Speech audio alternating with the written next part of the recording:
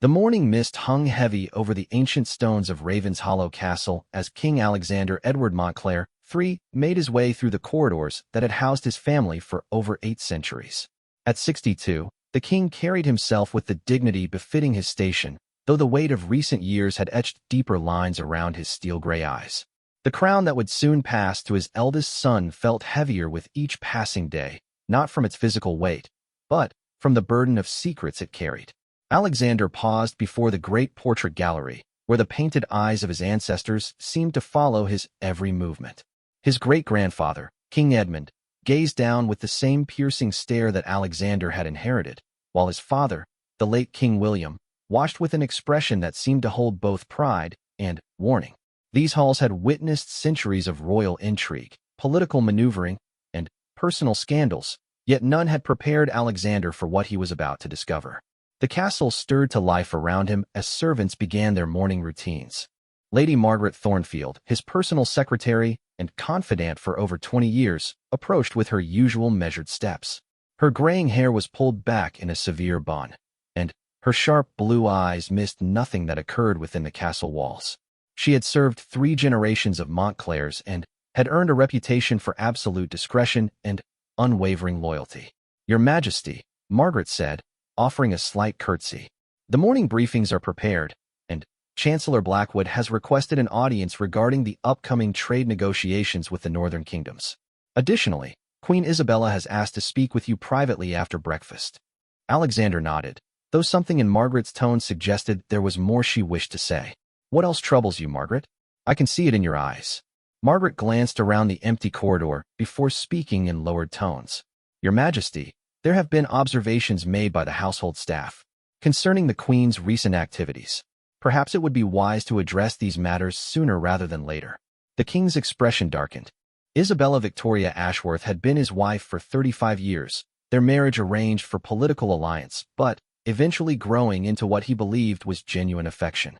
The daughter of Duke Ashworth of the Eastern Provinces, Isabella had brought substantial territory and resources to the crown through their union. She was known throughout the kingdom for her charitable work, her patronage of the arts, and her seemingly devoted support of her husband's reign. "What manner of observations?" Alexander asked, though part of him already suspected the answer. "It concerns her frequent visits to the old chapel ruins in the Eastern Gardens, Your Majesty. Staff have noticed these visits occur at unusual hours, often in the company of Lord Reginald Fairfax. The meetings appear to be intimate in nature." Lord Reginald Fairfax, the kingdom's Minister of Cultural Affairs, was a man 15 years younger than the Queen, known for his charming manner and his ability to navigate court politics with remarkable skill. He had been appointed to his position 3 years prior, largely on Isabella's recommendation. His dark hair and striking features had made him popular among the court ladies, though he had remained officially unmarried, claiming his devotion to serving the crown left no time for personal attachments. Alexander felt a familiar tightness in his chest, the same sensation he had experienced during the kingdom's recent border conflicts. "How long has this been observed?" "Several months, Your Majesty." The staff initially assumed these were meetings regarding cultural preservation projects for the ruins. However, the duration and frequency of these encounters, combined with their secretive nature, has raised concerns among the household. The king walked to one of the tall windows overlooking the eastern gardens. In the distance, he could see the crumbling stones of the old chapel, built by his ancestors centuries ago and abandoned after a fire had damaged much of the structure. Isabella had always shown interest in historical preservation, making it a believable cover for any activities that might take place there.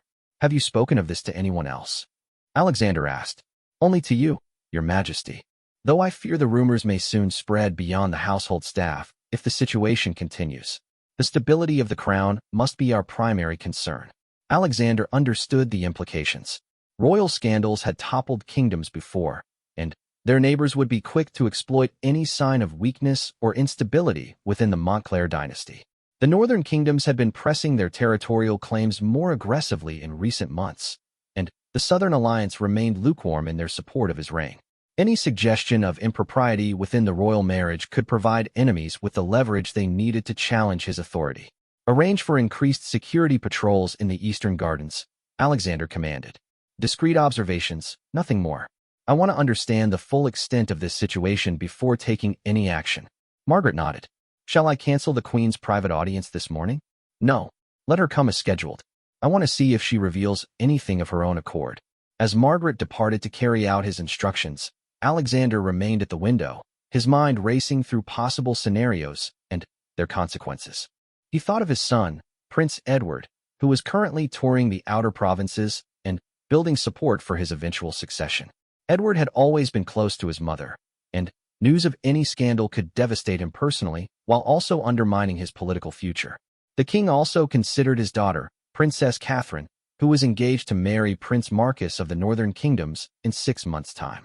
The wedding was intended to solidify peaceful relations between their realms, and any hint of impropriety within the royal family could jeopardize these delicate negotiations.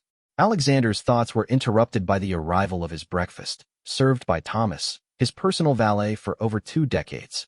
Thomas had started as a young page and had worked his way up through loyal service, eventually becoming one of the few people the king trusted completely.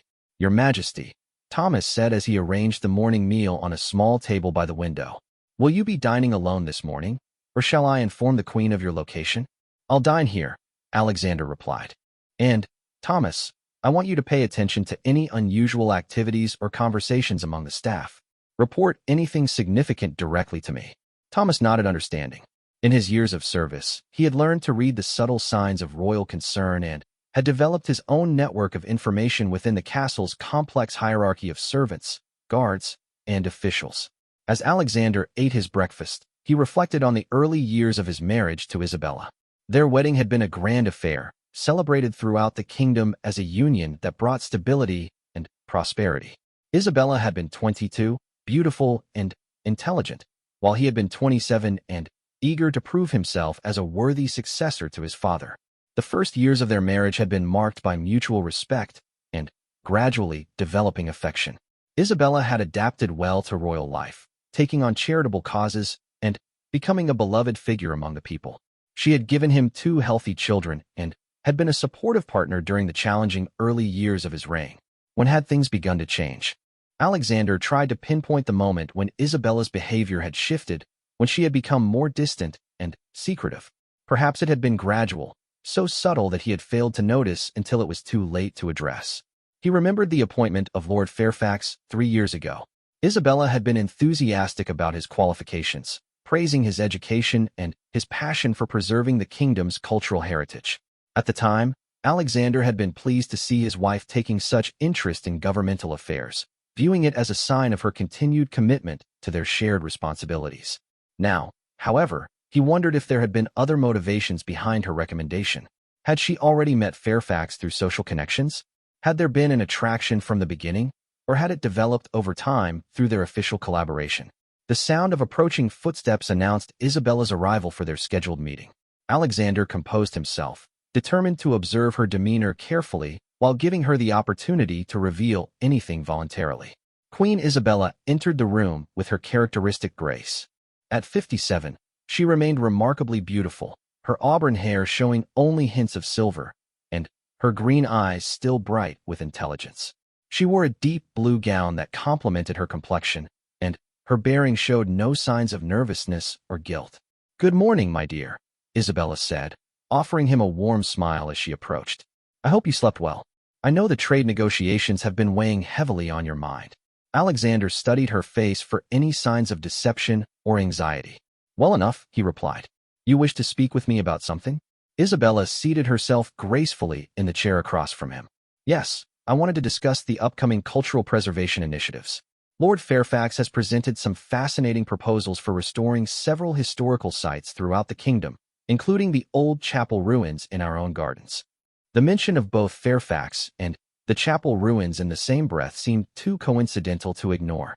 Alexander maintained his composure while carefully considering his response. "The chapel ruins? I wasn't aware they were being considered for restoration. What specific work would be involved?" Isabella's eyes brightened with apparent enthusiasm. "Reginald believes the structural foundations could be stabilized and some of the original architectural features restored. It would serve as a beautiful example of our commitment to preserving the kingdom's heritage. I've been visiting the site regularly to assess the possibilities." Her use of Fairfax's first name did not go unnoticed by Alexander, though he kept his expression neutral. And these assessments require regular visits? Oh yes, Isabella continued, seeming not to notice the slight edge in his voice. The lighting conditions change throughout the day, affecting how one sees the architectural details. Reginald has been incredibly thorough in his documentation of the site's current condition. Alexander nodded slowly. I see. And how long have these assessments been ongoing? Several months now. We want to ensure that any restoration work respects the original design while incorporating necessary safety improvements. The conversation continued for several more minutes, with Isabella providing detailed explanations of the supposed restoration project. Her knowledge seemed extensive, and her enthusiasm appeared genuine, yet Alexander could not shake the feeling that he was being presented with a carefully constructed facade. After Isabella departed, Alexander summoned Captain Marcus Blackstone, the head of his personal guard. Blackstone was a career soldier who had served with distinction in the kingdom's border conflicts and had proven his loyalty and discretion on numerous occasions. Captain, Alexander said when Blackstone arrived, I need you to personally oversee discreet surveillance of the old chapel ruins in the Eastern Gardens. I want to know who visits there, when, and for how long. Use only your most trusted men, and ensure absolute confidentiality. Blackstone's weathered face showed no surprise at the unusual request. Shall I prepare a detailed schedule of observations, Your Majesty? Yes, and report directly to me. No one else is to be informed of this operation. As the day progressed, Alexander went through the motions of his regular duties while his mind remained focused on the developing situation. He met with Chancellor Blackwood regarding trade negotiations, reviewed reports from provincial governors, and attended to the endless administrative tasks that came with ruling a kingdom. That evening, as shadows lengthened across the castle grounds, Captain Blackstone returned with his first report. His expression was grave as he approached the king in his private study. Your Majesty, Blackstone began, I have disturbing news to report. This afternoon, Queen Isabella and Lord Fairfax were observed at the chapel ruins. Their behavior was inconsistent with professional collaboration. Alexander felt his heart sink, though he had been preparing himself for this confirmation. Describe what you observed. They arrived separately, approximately 10 minutes apart. Once reunited, their conduct became intimate in nature. They embraced, held hands, and engaged in what could only be described as romantic conversation. The meeting lasted nearly 2 hours. The king closed his eyes briefly, feeling the weight of the crown more heavily than ever before. The confirmation of his worst suspicions brought with it a cascade of complications that would affect not only his personal life, but the stability of his entire kingdom. Were there any witnesses besides your men? None that we observed, Your Majesty. They chose their location and timing carefully to avoid detection by regular staff or guards. Alexander stood and walked to the window, looking out over the darkening gardens toward the chapel ruins. In the distance, he could see the faint outline of the ancient stones, now forever associated with betrayal rather than the spiritual devotion they had once represented. The situation required careful handling. A direct confrontation could lead to denials, public scandal, or even worse consequences.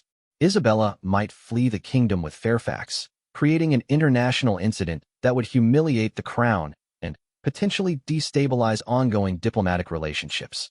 Alternatively, if he moved too slowly, the affair might become public knowledge through other channels, leaving him appearing weak and ineffective as both a husband and a king. The delicate balance of royal authority depended largely on the perception of control and dignity, both of which were now under threat. Continue the surveillance, Alexander instructed Blackstone. I need to understand the full scope of this relationship before deciding on a course of action. Document everything, but maintain absolute discretion. As Captain Blackstone departed, Alexander found himself alone with the crushing reality of his situation. The woman he had trusted and loved for over 3 decades had been deceiving him, conducting an affair that threatened everything he had worked to build and preserve. He thought of the kingdom's enemies who would rejoice at news of royal scandal, the allies who might question their continued support, and the subjects who looked to their monarchs as symbols of stability and moral authority. Most painfully, he thought of his children, who would be devastated by the destruction of their family and the tarnishing of their royal legacy. The night stretched before him as Alexander grappled with decisions that would shape the future of his kingdom and his dynasty. In the darkness beyond his window, The chapel ruins stood as silent witnesses to secrets that could topple a crown. 3 weeks had passed since King Alexander first learned of his wife's betrayal, and the weight of this knowledge had begun to show in his demeanor. The palace staff, ever attentive to the moods of their monarch, had noticed his increased silence during meals, his tendency to stare out windows toward the eastern gardens, and his general withdrawal from casual conversation.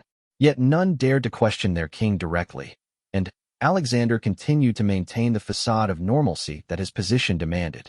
Captain Blackstone's reports had become increasingly detailed and disturbing. The surveillance had revealed that Queen Isabella and Lord Fairfax met at the chapel ruins 3 times per week, always following the same pattern of separate arrivals and intimate encounters. The duration of their meetings had grown longer, sometimes extending for 3 hours, and their behavior had become more brazenly romantic despite the risk of discovery. On this particular morning, Alexander sat in his private study reviewing the latest intelligence reports when Lady Margaret Thornfield entered with news that would change everything. Her usually composed expression betrayed signs of distress, and she carried a sealed letter that trembled slightly in her hands. "Your Majesty," Margaret began, her voice lower than usual. "I've received disturbing information from our contacts in the northern kingdoms. It appears that rumors of the Queen's conduct have reached foreign courts." Alexander felt his blood turn cold. The spread of gossip to international circles represented his worst fear realized. What manner of rumors? And how far have they traveled? Margaret handed him the sealed letter. "This arrived through diplomatic channels from our ambassador to the northern court.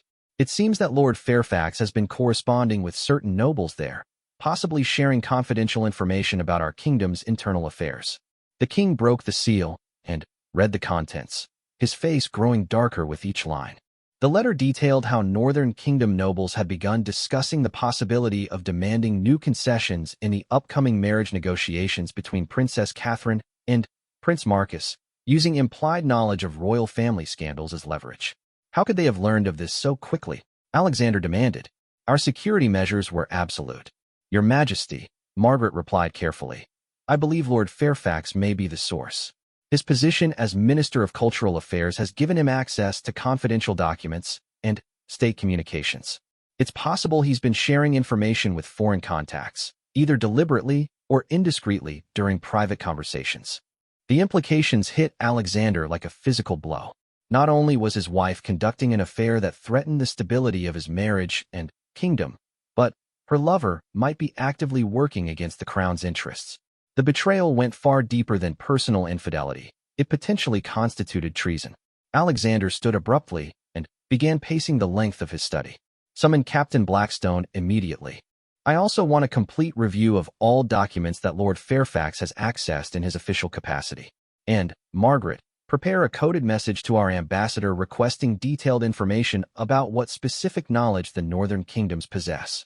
As Margaret departed to carry out his instructions, Alexander struggled to contain his rage and formulate a response that would protect both his kingdom and his family. The situation had evolved beyond a private matter requiring delicate handling. It now threatened national security and demanded decisive action. When Captain Blackstone arrived, his expression immediately conveyed that he brought additional troubling news. "Your Majesty," he began without preamble, "yesterday's surveillance revealed a new development. Lord Fairfax was observed passing documents to Queen Isabella during their meeting at the chapel ruins." "What kind of documents?" "They appeared to be official papers, possibly correspondence or reports. The Queen examined them carefully before hiding them within her cloak. The exchange was deliberate and secretive." Alexander sank into his chair, overwhelmed by the mounting evidence of betrayal. "Have you been able to determine what specific documents might be missing from official files?" "I've begun a discreet audit with the help of trusted administrative staff," Blackstone replied. "Several sensitive communications regarding military positions along our borders appear to have been accessed recently, as well as detailed financial reports about the kingdom's treasury reserves." The king felt a surge of fury unlike anything he had experienced since the early days of his reign when facing external threats to his kingdom. The realization that his wife and her lover were potentially endangering the security of his realm and the safety of his subjects transformed his personal anguish into cold, determined resolve. "Captain, I want Lord Fairfax placed under constant surveillance from this moment forward. Document everyone he meets, every location he visits, and every communication he sends or receives. Use whatever resources you need, but I want absolute intelligence about his activities. And the Queen, Your Majesty? Alexander paused, the weight of the decision settling heavily upon him. Continue monitoring her movements, but focus primarily on her interactions with Fairfax. I need to understand the full extent of her involvement in any treasonous activities. That afternoon, Alexander attended a council meeting with his senior advisors, including Chancellor Blackwood, General Harrison, and Treasury Minister Lord Pemberton. Throughout the meeting, he found himself studying each man's face, wondering if any of them suspected the crisis brewing within his own household. Chancellor Blackwood, a sharp-minded man in his 60s who had served the crown for over 2 decades, presented updates on the ongoing trade negotiations. The northern kingdoms have become increasingly demanding in recent weeks, Your Majesty. They're requesting access to our coastal trade routes that we've never granted to foreign powers. What leverage do they believe they possess to make such demands? Alexander asked, though he suspected he already knew the answer. Their communications have become somewhat cryptic, Blackwood replied. They reference new developments and changing circumstances that they claim alter the balance of our relationship. However, they've been vague about specifics. General Harrison, a veteran military commander who had defended the kingdom's borders for 30 years, added his concerns. Our intelligence suggests they've been reinforcing their border positions, Your Majesty. It's possible they're preparing to back their diplomatic demands with military pressure. The discussion continued for another hour, with each advisor presenting information that painted an increasingly troubling picture of external threats converging at precisely the moment when internal scandals had left the kingdom most vulnerable. After dismissing the council, Alexander remained behind with Chancellor Blackwood, a man whose wisdom and discretion had guided the kingdom through previous crises. Chancellor, Alexander began carefully, if hypothetically the crown faced an internal crisis that threatened to compromise our negotiating position with foreign powers, what would you advise? Blackwood studied the king's face with the perceptive gaze that had made him invaluable in previous diplomatic situations. Your Majesty, I would advise swift and decisive action to neutralize the internal threat before it could be exploited by external enemies. Delay or indecision in such circumstances often proves more costly than the initial crisis itself. And if such action required difficult personal sacrifices, the crown has always demanded personal sacrifices from those who wear it, Your Majesty. The good of the kingdom must take precedence over individual considerations, regardless of how painful those decisions might prove. Alexander nodded, understanding that Blackwood's carefully chosen words indicated the Chancellor suspected the nature of the crisis without requiring explicit confirmation. That evening, as Alexander dined alone in his private chambers, Thomas brought disturbing news from the servant network within the castle. Your Majesty, Thomas began hesitantly, there have been whispered conversations among some staff members about unusual activities they've observed. The rumors are still contained within the castle, but they're beginning to spread. What manner of rumors? Speculation about the Queen's frequent absences and Lord Fairfax's unusual access to restricted areas of the castle.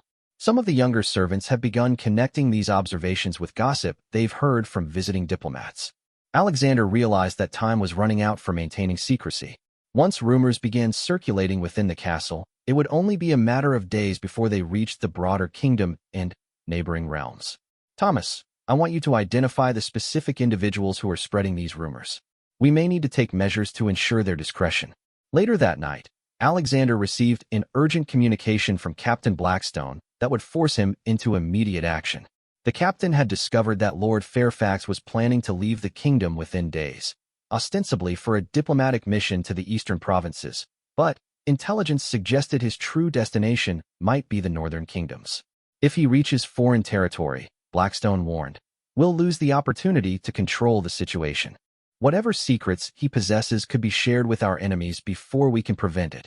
Alexander knew the moment of decision had arrived. He could no longer afford to gather more information or hope for a peaceful resolution.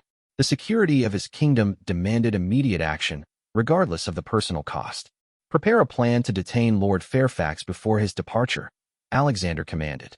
I also want contingencies in place for managing the aftermath of his arrest. This must be handled with absolute precision. And, Queen Isabella, Your Majesty? Alexander stared out his window toward the chapel ruins, barely visible in the moonlight. prepare for her involvement to become public knowledge. We must be ready to manage the consequences of exposing her role in this betrayal. The following morning brought news that would accelerate Alexander's timeline even further. Lady Margaret arrived with reports that foreign ambassadors had begun making discreet inquiries about the stability of the royal marriage and the possibility of upcoming changes in the kingdom's leadership structure. Your Majesty, Margaret said urgently, I believe we have perhaps days before this situation becomes an international incident. Our enemies are positioning themselves to take advantage of any weakness they perceive in the crown. Alexander stood at the crossroads of a decision that would define the remainder of his reign and determine the future of his dynasty.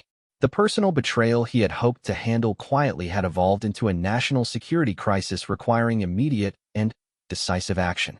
Summon the council for an emergency session this afternoon, he commanded. It's time to bring trusted advisors into our confidence and develop a comprehensive response plan. All council members, Your Majesty? Alexander considered the question carefully. Not all of his advisors could be trusted with such sensitive information, and some might have divided loyalties that could complicate an already volatile situation. Only Chancellor Blackwood, General Harrison, and Captain Blackstone will expand the circle of knowledge only as absolutely necessary. As Margaret departed to arrange the meeting, Alexander reflected on how drastically his life had changed in just a few weeks. The morning when he first learned of Isabella's betrayal seemed like a lifetime ago, yet the consequences were still unfolding with increasingly serious implications. He thought of his children, who remained unaware of the crisis engulfing their family. Prince Edward was still touring the outer provinces, building relationships that would be crucial for his eventual succession. Princess Catherine was making final preparations for her wedding to Prince Marcus, an event that now seemed unlikely to proceed as planned. The irony was not lost on Alexander that his efforts to protect his family by handling the situation discreetly had allowed it to evolve into something far more dangerous than a simple royal scandal.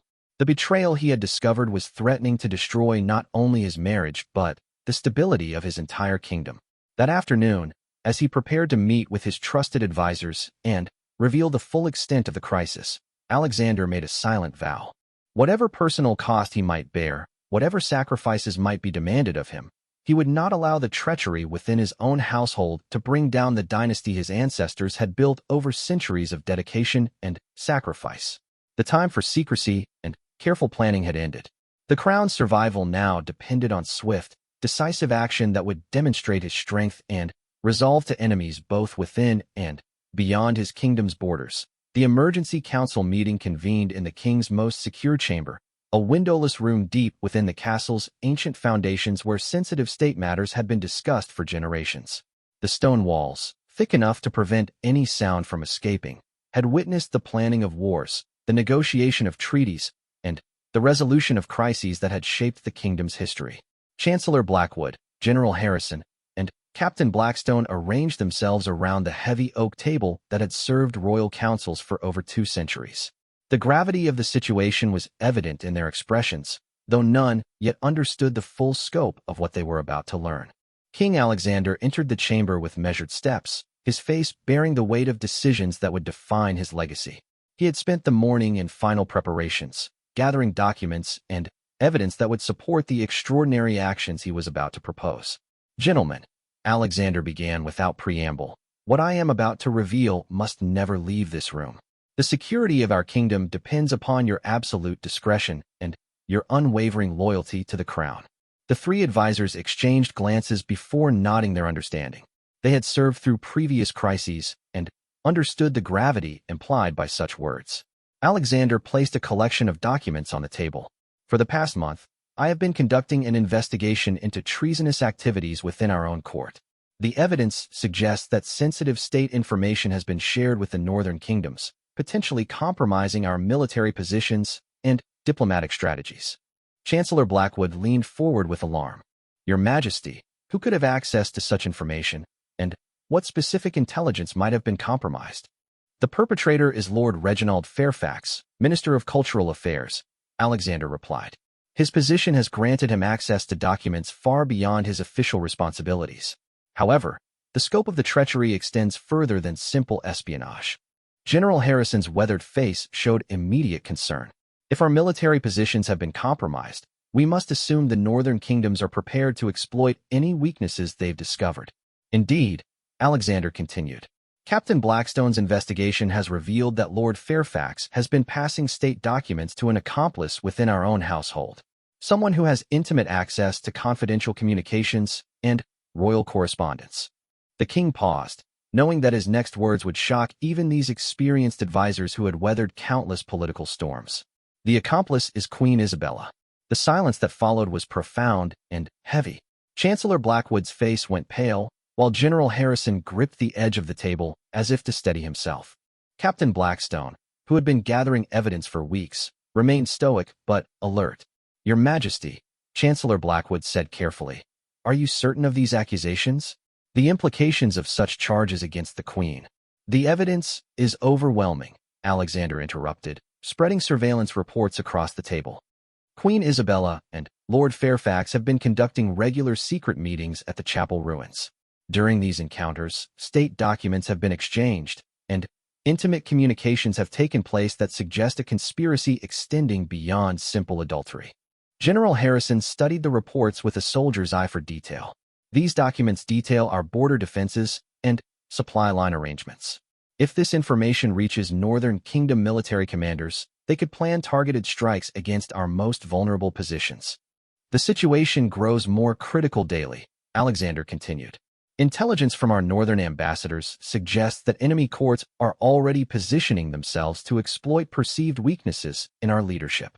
Lord Fairfax is scheduled to depart for the eastern provinces tomorrow, but intelligence suggests his true destination may be enemy territory. Chancellor Blackwood absorbed the information with the analytical mind that had guided royal policy for decades. Your Majesty, if Lord Fairfax reaches the northern kingdoms with additional intelligence, the consequences could be catastrophic.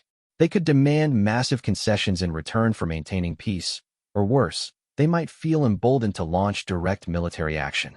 Which brings us to the actions we must take, Alexander said grimly. Lord Fairfax must be detained immediately before he can leave our territory. As for Queen Isabella, her involvement demands consequences that will demonstrate the Crown's strength while protecting state security. Captain Blackstone spoke for the first time during the meeting. Your Majesty, I have teams prepared to apprehend Lord Fairfax within the hour. However, dealing with the Queen presents unique challenges that require careful consideration. General Harrison nodded gravely. The international implications are severe, Your Majesty. Queen Isabella's family connections to the eastern provinces could complicate our relationships with those regions. Additionally, any public revelation of her treachery could destabilize our ongoing marriage negotiations with the northern kingdoms regarding Princess Catherine. Alexander had considered these factors extensively during his sleepless nights planning for this moment. The eastern provinces must understand that harboring treasonous elements will not be tolerated, regardless of family connections.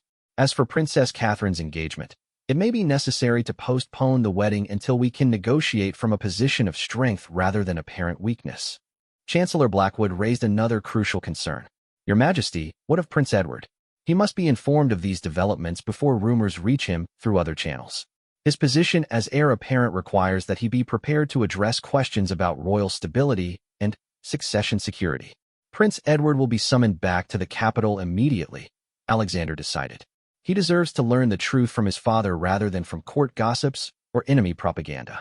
His reaction and response will also be crucial for maintaining confidence in the dynasty's future. The discussion continued for 2 hours as the advisors developed detailed plans for managing each aspect of the crisis. Captain Blackstone outlined procedures for arresting Lord Fairfax and securing any additional state documents he might possess. General Harrison discussed military preparations to counter potential Northern Kingdom aggression. Chancellor Blackwood developed diplomatic strategies for managing international reactions and maintaining crucial alliances. As the meeting concluded, Alexander issued final instructions that would set their plan into motion. Captain Blackstone, arrest Lord Fairfax within 2 hours. Use whatever force necessary, but ensure he cannot communicate with anyone before being detained. General Harrison, place our border defenses on high alert and prepare for possible Northern Kingdom provocations. Chancellor Blackwood, send immediate communications to our ambassadors instructing them to deny any rumors about royal instability while preparing them for forthcoming official announcements. And, Queen Isabella, Your Majesty? Chancellor Blackwood asked quietly. Alexander's expression hardened with resolve. Prepare the tower chamber for occupancy. Queen Isabella will be confronted with the evidence of her treachery and given the opportunity to confess her involvement. Depending upon her response, she will either face public trial for treason or accept immediate exile from the kingdom. The tower chamber was an ancient part of the castle traditionally used for housing noble prisoners whose crimes required both security and dignity.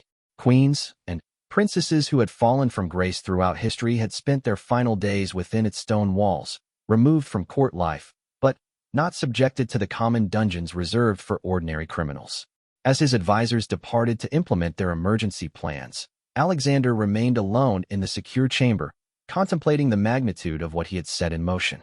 In the space of one afternoon, he had transformed from a husband dealing with marital betrayal to a king orchestrating the downfall of his own queen. The personal anguish of discovering Isabella's affair had evolved into something far more complex and dangerous.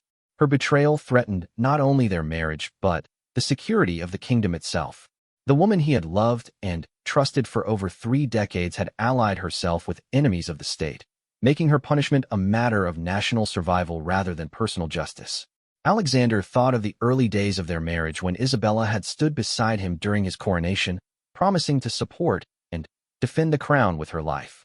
The irony that she now threatened everything they had built together was almost unbearable, yet his responsibility to the kingdom demanded that personal feelings be set aside in favor of decisive action. 2 hours later, Captain Blackstone returned with news that the first phase of their plan had been successfully completed.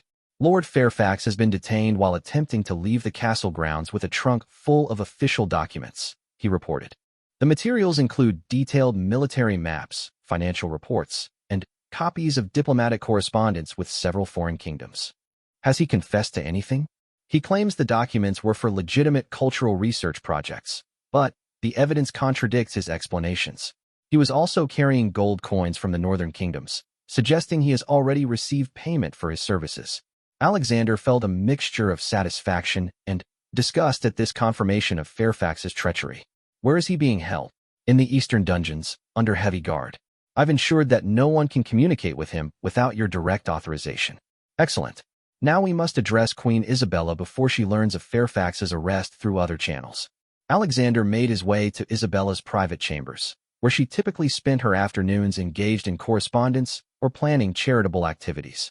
The familiar corridors felt different now, charged with the tension of impending confrontation and the weight of decisions that would change their lives forever.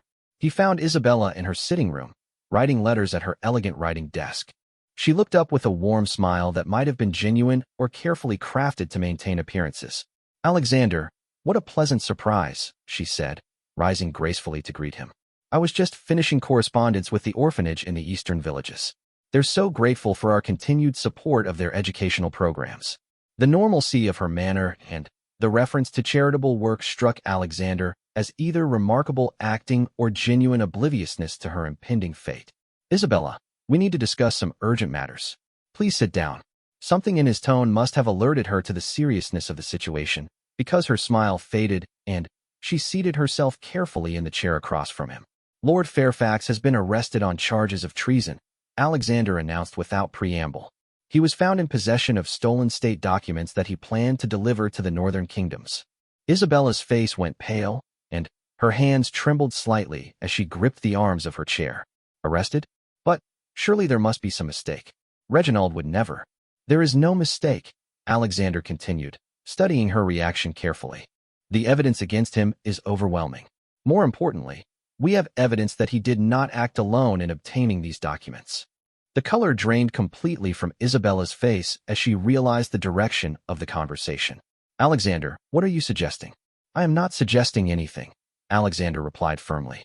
"I am stating facts. You have been observed meeting secretly with Lord Fairfax on numerous occasions. During these meetings, you have provided him with access to confidential state documents. These actions constitute treason against the crown." Isabella's composure finally cracked, and tears began flowing down her cheeks. "Alexander, please, you don't understand. It wasn't supposed to happen this way. I never intended for any harm to come to the kingdom." Her confession, though expected, hit Alexander like a physical blow. Despite all the evidence he had gathered, Part of him had hoped for some explanation that would preserve her innocence and their marriage. Then, explain to me how it was supposed to happen, he said quietly. Help me understand how my wife became a traitor to her own kingdom. Queen Isabella sat in silence for several moments, tears streaming down her face as she struggled to find words that could explain the inexplicable. The weight of her confession hung heavy in the air between them, and Alexander waited with the patience of a king who had learned that rushed judgments often led to incomplete understanding. It began 3 years ago, Isabella finally whispered, her voice barely audible. Not with Reginald, but with a letter from my brother Edmund in the eastern provinces. He wrote of financial difficulties, of mounting debts that threatened to destroy our family's estates. Alexander remembered Edmund Ashworth, Isabella's younger brother who had inherited their father's lands but lacked the skills necessary to manage them effectively. The eastern provinces had suffered several poor harvests in recent years, and many noble families had struggled with reduced incomes. I wanted to help him, Isabella continued, but I knew you would disapprove of using royal funds to support what you would consider poor financial management. So I began looking for other ways to assist my family. Other ways that involved sharing state secrets? Alexander asked, his voice cold but controlled. Isabella shook her head frantically. No, never. At least, not initially. I met Reginald at a cultural event, and he seemed so knowledgeable about historical preservation projects that could bring income to struggling regions. He suggested that certain types of information about royal policies and trade agreements could help the eastern provinces prepare for economic opportunities. Alexander began to see how the trap had been constructed. Fairfax had likely identified Isabella's vulnerability regarding her family's financial struggles and had gradually manipulated her into providing increasingly sensitive information under the guise of helping her relatives. What kind of information did you initially provide? Alexander asked. At first, just general discussions about trade policies and diplomatic relationships, Isabella replied. Things I thought would help Edmund understand market trends and investment opportunities. Reginald assured me that he was only trying to develop cultural programs that would benefit the entire kingdom. But it escalated beyond general discussions. Isabella nodded miserably. Gradually, Reginald convinced me that more specific information would be necessary to develop effective programs. He said that understanding military deployments would help identify regions where cultural investments would be most secure. Financial details would help determine which areas needed the most support. Alexander felt a mixture of anger and pity as he realized how systematically his wife had been manipulated. Fairfax had clearly identified her emotional weaknesses and had exploited them with calculated precision. When did you realize that Lord Fairfax was not what he claimed to be? Alexander asked. I began to suspect something was wrong about 6 months ago, Isabella admitted. He started asking for information that seemed unrelated to cultural affairs. Details about your private conversations with ambassadors, copies of correspondence with other kingdoms, specific dates for military movements. Yet you continued to provide this information. Isabella's tears flowed more heavily as she struggled to explain her continued cooperation. By then, I had already given him so much. He made it clear that exposing our previous collaboration would destroy not only me, but would humiliate you and damage the kingdom's reputation. He said that continued cooperation was the only way to prevent a scandal that would benefit our enemies. Alexander understood the classic pattern of blackmail and coercion. Fairfax had gradually drawn Isabella deeper into treachery until she felt trapped with no option but continued cooperation. The very information she had provided to help her family had become the weapon used to ensure her continued betrayal of her kingdom. Did you know that he was working with the northern kingdoms? I suspected it toward the end, Isabella whispered. Some of his questions seemed designed to gather intelligence that would only be valuable to potential enemies. But, by then, I felt powerless to stop what I had started. Alexander stood and walked to the window, looking out over the gardens where this betrayal had been conducted under his very nose. The personal betrayal was devastating, but understanding Isabella's motivations and the sophisticated manipulation she had endured helped him see the situation more clearly. Isabella, he said finally, turning back to face her.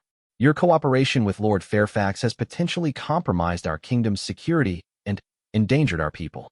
Regardless of your motivations or how you were manipulated, the consequences of your actions cannot be ignored. I know, Isabella replied, her voice breaking. I know I've destroyed everything between us, and I've put the kingdom at risk. I'm prepared to face whatever punishment you decide. Alexander felt the weight of kingship pressing down upon him as he contemplated the options available. As a husband, he felt grief for the destruction of their marriage and sympathy for how Isabella had been manipulated.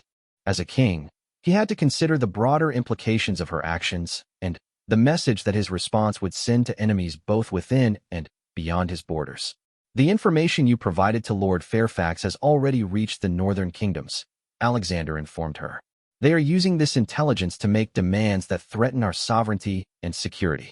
Your actions have consequences that extend far beyond our personal relationship. Isabella buried her face in her hands, overwhelmed by the magnitude of what she had contributed to. What can I do to help minimize the damage? Is there anything I can do to make amends? Alexander considered her offer carefully. Despite his anger and disappointment, Isabella's cooperation in addressing the crisis could be valuable in limiting further damage to the kingdom's interests. You will provide a complete confession detailing every piece of information you shared with Lord Fairfax, Alexander commanded. You will also assist in identifying any other individuals who might have been compromised or recruited by him. Additionally, you will help us understand exactly what intelligence the northern kingdoms now possess. I will do anything you ask, Isabella promised. But, Alexander, what will happen to us? To our children? To the kingdom's stability? Before Alexander could respond, urgent knocking interrupted their conversation.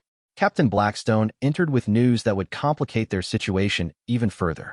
Your Majesty, Blackstone reported, we've intercepted communications indicating that the northern kingdoms are mobilizing troops along our border. Intelligence suggests they plan to issue an ultimatum within days, demanding territorial concessions in exchange for maintaining peace. Alexander felt the crisis escalating beyond his ability to contain it through discreet action. The enemy was moving faster than anticipated, forcing him to accelerate his own response timeline. Additionally, Blackstone continued, Prince Edward has sent word that he's returning to the capital immediately. He's received reports of unusual military activities and wants to be available for consultation. The arrival of Prince Edward would add another layer of complexity to an already volatile situation. As heir to the throne, Edward would need to be fully informed about the crisis, but his reaction to learning of his mother's treachery could not be predicted. When will Prince Edward arrive? Alexander asked. Tomorrow evening, Your Majesty. He's riding with a small escort to maintain speed and discretion. Alexander turned back to Isabella, knowing that time was running out for private resolution of their family crisis. Isabella, you have until Prince Edward's arrival to provide your complete confession and assistance. After that, the matter will become public, and the consequences will be determined by the needs of the kingdom rather than personal considerations. I understand, Isabella replied quietly. But, please, when you tell Edward and Catherine about my actions, help them understand that I never intended to betray the kingdom. I know my motivations don't excuse my actions, but I don't want our children to believe their mother was deliberately malicious. Alexander felt a stab of pain at the mention of their children, who would be devastated by learning of their mother's role in endangering the kingdom they would eventually inherit. Princess Catherine's engagement to Prince Marcus would likely be cancelled, destroying years of diplomatic work and potentially leaving her unmarried and politically isolated. I will consider how to present the situation to our children, Alexander said carefully. But they deserve to know the truth, and the kingdom deserves to see that justice is applied equally regardless of rank or family relationship. After Captain Blackstone departed, Alexander and Isabella spent several more hours in painful conversation as she provided detailed information about her collaboration with Lord Fairfax. The scope of the intelligence compromise was even worse than Alexander had feared, encompassing military positions, diplomatic strategies, and financial resources that would give the northern kingdoms significant advantages in any conflict. As evening fell, Alexander made the difficult decision that would define the remainder of his reign and establish the precedent for how royal betrayals would be handled by future generations. Isabella, he said formally, by the authority vested in me as king of this realm, I hereby place you under royal detention pending a full investigation of your treasonous activities. You will be confined to the Tower Chamber where you will complete your confession and assist in our efforts to minimize the damage your actions have caused. Isabella accepted his pronouncement with dignity that reminded Alexander of the woman he had fallen in love with decades earlier. I accept your judgment, Alexander. I only ask that you remember that despite my terrible mistakes, I have loved you and our children throughout our marriage. Your love was never in question, Alexander replied quietly. Your loyalty, however, has proven to be conditional and misguided. Guards arrived to escort Isabella to the tower chamber, a proceeding that was conducted with the respect due to her rank despite the severity of her crimes. As she departed, Alexander remained alone in her sitting room, surrounded by the remnants of a life they had built together over 35 years. The following morning brought additional developments that would test Alexander's resolve and leadership abilities. Chancellor Blackwood arrived with intelligence that the Northern Kingdom's ultimatum was expected within hours, and General Harrison reported increased military activity along multiple border regions. Your Majesty, Chancellor Blackwood advised, we must consider the possibility that this crisis was deliberately orchestrated to create maximum pressure on our kingdom. Lord Fairfax's timing and the Northern Kingdom's rapid response suggest a coordinated plan designed to exploit the royal family's vulnerability. Alexander had reached the same conclusion during his sleepless night in his chambers. The betrayal within his household had been weaponized by foreign enemies who sought to destabilize his kingdom through a combination of personal scandal and political pressure. Prepare an official announcement regarding Queen Isabella's detention, Alexander commanded.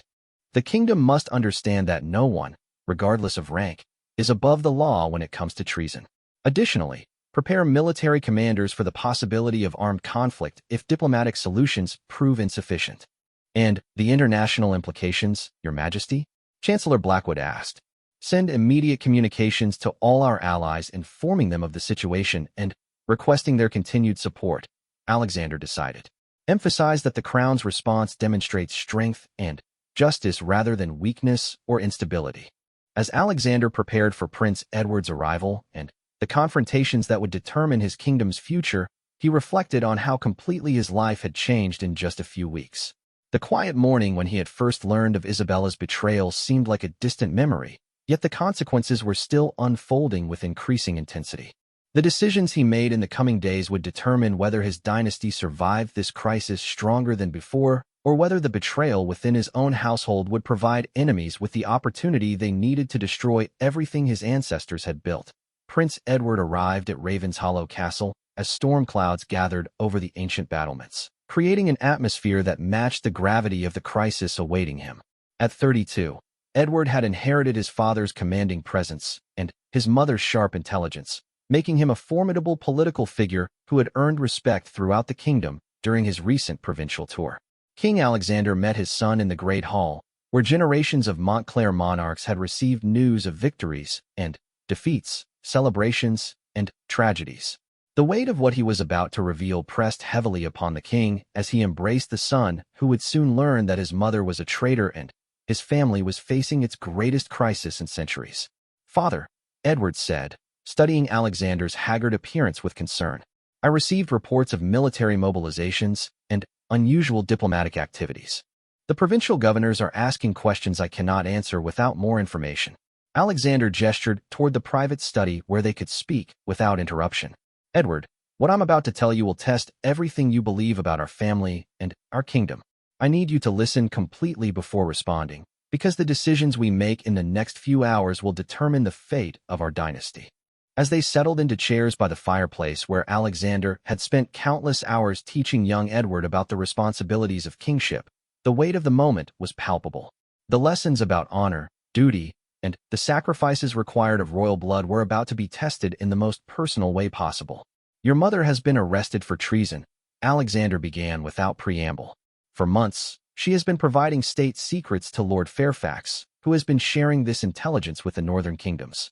The betrayal threatens our security and has given our enemies advantages they're now using against us. Edward's face went through a series of expressions: shock, disbelief, anger, and, finally, a cold determination that reminded Alexander of his own reaction to similar news weeks earlier. How certain are you of these accusations? Edward asked, his voice carefully controlled. Alexander provided a detailed account of the investigation, the evidence gathered, and Isabella's eventual confession. He watched his son process each piece of information with the analytical mind that would serve him well as a future king.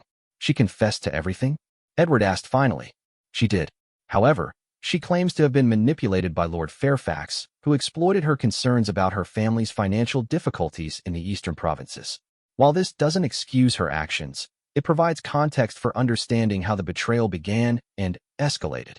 Edward stood and walked to the window, staring out toward the tower chamber where his mother was now imprisoned. What are the strategic implications? How much damage has been done to our position? Alexander felt a mixture of pride and sadness at his son's ability to focus on the kingdom's needs despite the personal devastation of learning about his mother's betrayal. The northern kingdoms are expected to issue an ultimatum within hours, demanding territorial concessions that would significantly weaken our sovereignty. They believe the scandal within our royal family makes us vulnerable to pressure. Are they correct? Edward asked bluntly. That depends upon how we respond, Alexander replied. If we demonstrate weakness or allow personal considerations to override state security, they will press their advantages relentlessly. If we show strength and unity despite this internal crisis, we may emerge from this situation stronger than before. Edward turned from the window with resolve that reminded Alexander of his own father during times of crisis. What actions do you propose? Lord Fairfax will face public trial for treason and espionage, Alexander announced. The evidence against him is overwhelming, and his conviction will send a clear message that betraying the kingdom carries severe consequences regardless of one's rank or connections. And mother? Alexander had wrestled with this decision through sleepless nights, balancing his roles as husband, father, and king. Queen Isabella will face exile rather than public trial. Her cooperation in providing evidence, and her status as your mother warrants this consideration, but she can never again hold a position of trust or influence within the kingdom. Edward absorbed this information with the composure befitting a future monarch. The international implications will be significant. How do we manage the diplomatic consequences? Princess Catherine's engagement to Prince Marcus must be postponed indefinitely, Alexander said heavily. The northern kingdoms will use any royal scandal as leverage in their negotiations, and we cannot proceed with a wedding while questions about royal family stability remain unresolved. The mention of his sister brought visible pain to Edward's features. Catherine had been looking forward to her marriage for months, and the cancellation would devastate her personally, while also damaging her prospects for future advantageous marriages. Has Catherine been informed? Edward asked. Not yet. I wanted to discuss the situation with you first, as her reaction and the public's perception of our family's unity will be crucial factors in determining how successfully we weather this crisis. Their conversation was interrupted by the arrival of Chancellor Blackwood with the news they had been dreading. Your Majesty, the Northern Kingdom's ultimatum has arrived. Their demands are even more extensive than we anticipated. Alexander and Edward reviewed the document together, their expressions growing darker with each paragraph. The Northern Kingdoms demanded control of 3 major border territories, access to key coastal trading ports, and substantial financial reparations for alleged past grievances. Most insultingly, they also demanded that King Alexander abdicate in favor of Prince Edward within 6 months, claiming that the current monarch had proven unable to maintain royal family discipline and therefore lacked the moral authority to rule. This is unacceptable, Edward declared immediately. They're using mother's mistakes to justify demands that would effectively make us their vassals. Alexander felt pride in his son's fierce response, but also concern about the military implications of rejecting such extensive demands. General Harrison believes they have positioned sufficient forces to back their ultimatum with military action if necessary. Then, we must be prepared to fight rather than surrender our sovereignty, Edward said firmly.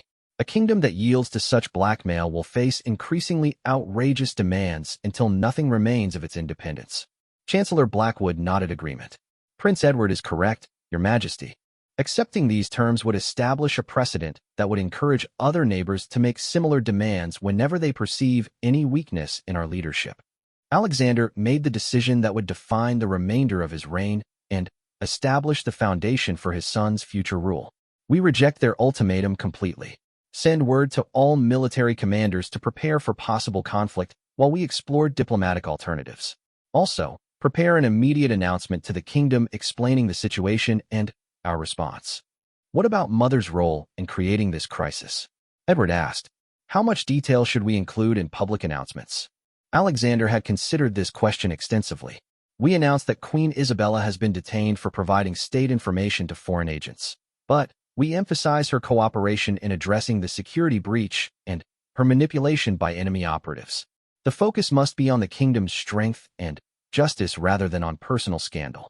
Over the following hours, Alexander and Edward worked with their advisors to coordinate a comprehensive response to the crisis. Military preparations were accelerated, diplomatic communications were sent to potential allies, and detailed plans were developed for managing public reaction to the royal family scandal. Princess Catherine arrived from the northern provinces that evening, having been summoned urgently by her father. Her reaction to learning of her mother's betrayal and her own engagement's cancellation was heartbreaking, but she demonstrated the same royal composure that characterized her brother. "I want to speak with Mother," Catherine said after absorbing the initial shock. "Whatever she's done, I need to understand her perspective before making my own judgments." Alexander granted this request, understanding that both his children needed to process their mother's betrayal in their own ways. The family that had seemed so stable and united just weeks earlier was fracturing under pressures that tested every relationship and loyalty. The meeting between Catherine and Isabella in the Tower Chamber was emotional but necessary. Isabella's tearful explanations of her motivations and her remorse for the consequences helped Catherine understand that her mother's actions, while inexcusable, had not been motivated by deliberate malice toward the kingdom or family. "Mother made terrible choices," Catherine reported to her father afterward, "but I believe her regret is genuine. However, I also understand that her actions have made my marriage to Prince Marcus impossible and have endangered everything our family has worked to build." The Northern Kingdom's response to Alexander's rejection of their ultimatum came swiftly and decisively. Border skirmishes began within days, testing the resolve of both kingdoms while providing opportunities for negotiated settlements that could avoid full-scale warfare. General Harrison's defensive preparations proved effective in repelling initial Northern Kingdom probes, while diplomatic efforts led by Chancellor Blackwood began building support among allied kingdoms who recognized that successful Northern Kingdom aggression would threaten the stability of the entire region. Lord Fairfax's trial became a public spectacle that demonstrated royal justice and determination to punish traitors regardless of their rank or connections. His conviction and execution sent a clear message to potential collaborators while providing the kingdom with a sense of justice and closure regarding the betrayal within their government. Queen Isabella's exile was conducted with dignity, but finality. She departed for the remote northern territories, where she would live under surveillance, but with sufficient resources to maintain basic royal dignity. Her departure represented the end of an era and the closing of a chapter in Alexander's personal life that had shaped over 3 decades of his reign. The crisis tested every aspect of Alexander's leadership and ultimately strengthened both his reign and his relationship with his children. Prince Edward's handling of the situation demonstrated his readiness for eventual succession, while Princess Catherine's resilience showed her suitability for future diplomatic marriages that would serve the kingdom's interests. 6 months later, the Northern Kingdom's aggressive ambitions had been thwarted through a combination of military resistance and diplomatic isolation. Their initial advantages gained through intelligence provided by Isabella and Fairfax had been neutralized by superior strategic planning and the support of allied kingdoms who recognized the threat to regional stability. King Alexander stood once again in the Great Hall where he had informed his son of Isabella's betrayal. But now the atmosphere was one of recovery and renewed strength rather than crisis and uncertainty. The dynasty had survived its greatest internal threat and emerged more united and respected than before. Prince Edward had assumed greater responsibilities in preparation for his eventual succession, demonstrating the leadership qualities that would serve the kingdom well in future years. Princess Catherine had accepted a new engagement proposal from a prince of the Southern Alliance, a marriage that would bring even greater strategic advantages than her previous arrangement, while allowing her to find personal happiness with someone who truly valued her strength and intelligence. The chapel ruins in the Eastern Gardens had been demolished and replaced with a memorial garden dedicated to royal service and sacrifice, transforming a site of betrayal into a symbol of renewal and dedication to the kingdom's welfare. Alexander reflected on the lessons learned during those dark months when his personal life and his kingdom's security had been threatened by betrayal within his own household.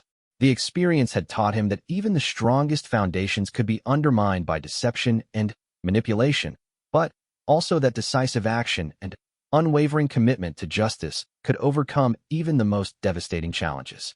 The crown had survived its shadow, and the dynasty emerged stronger for having faced and overcome the greatest test of loyalty and leadership in its long and distinguished history.